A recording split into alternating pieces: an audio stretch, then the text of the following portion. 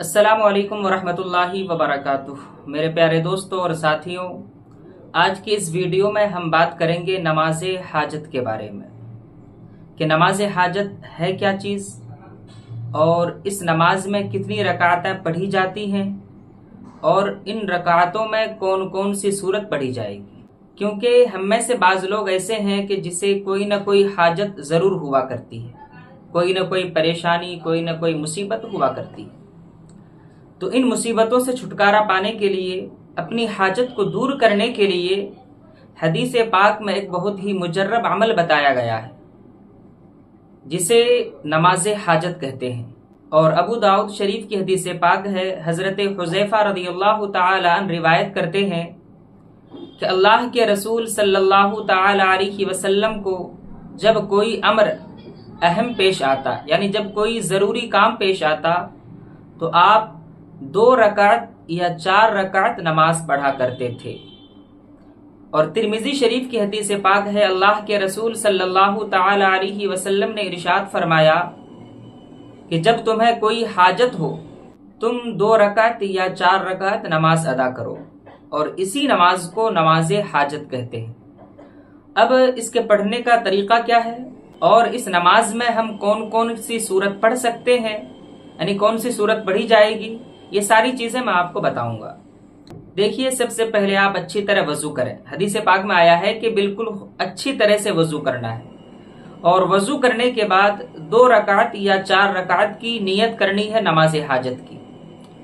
4 رکعت پڑھ لے تو زیادہ بہتر ہے، اور ان 4 رکعتوں میں سب سے پہلی رکعت میں سورہ فاتحہ 1 مرتبہ پڑھنی ہے اور 3 مرتبہ آیت الکرسی پڑھنا ہے۔ آیت الکرسی یعنی اللہ لا الہ الا هو الحی القیوم۔ پھر اس کے بعد دوسری رکعت میں سورہ فاتحہ کے بعد 1 مرتبہ سورہ اخلاص پڑھنا ہے، یعنی قل هو اللہ شریف۔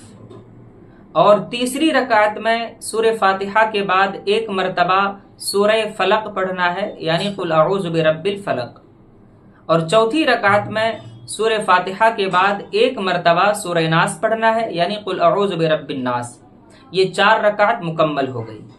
اور اگر آپ 2 ہی رکعت نماز پڑھ رہے ہیں تو پہلی رکعت میں آپ سورہ فاتحہ کے بعد 1 مرتبہ آیت الکرسی پڑھ لیں، اور دوسری رکعت میں سورہ فاتحہ کے بعد 3 مرتبہ سورہ اخلاص پڑھ لیں، یعنی قل هو اللہ شریف، اور پھر سلام پھیر لیں اور اللہ رب العزت کی ثنا بیان کریں اور حضور صلی اللہ تعالی علیہ وسلم پر درود شریف بھیجیں، درود پاک پڑھیں۔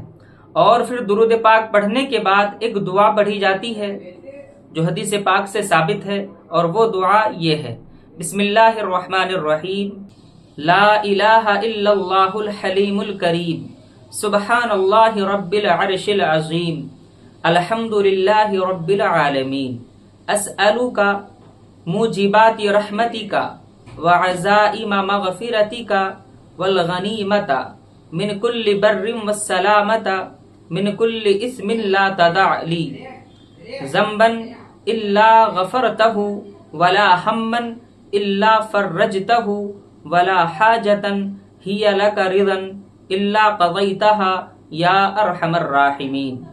1 مرتبہ آپ کو یہ دعا پڑھ لینی ہے، پھر آپ اللہ رب العزت کی بارگاہ میں دعا کریں تو انشاءاللہ العزیز اللہ تبارک و تعالی آپ کی دعا قبول فرمائے گا۔ امید کرتا ہوں کہ آپ کو یہ ویڈیو سمجھ میں آئی ہے۔ اگر سمجھ میں آ گئی ہو تو برائے مہربانی اس ویڈیو کو لائک کریں اور زیادہ سے زیادہ شیئر کریں تاکہ لوگوں کو اس کا فائدہ پہنچ سکے۔ السلام علیکم ورحمۃ اللہ وبرکاتہ۔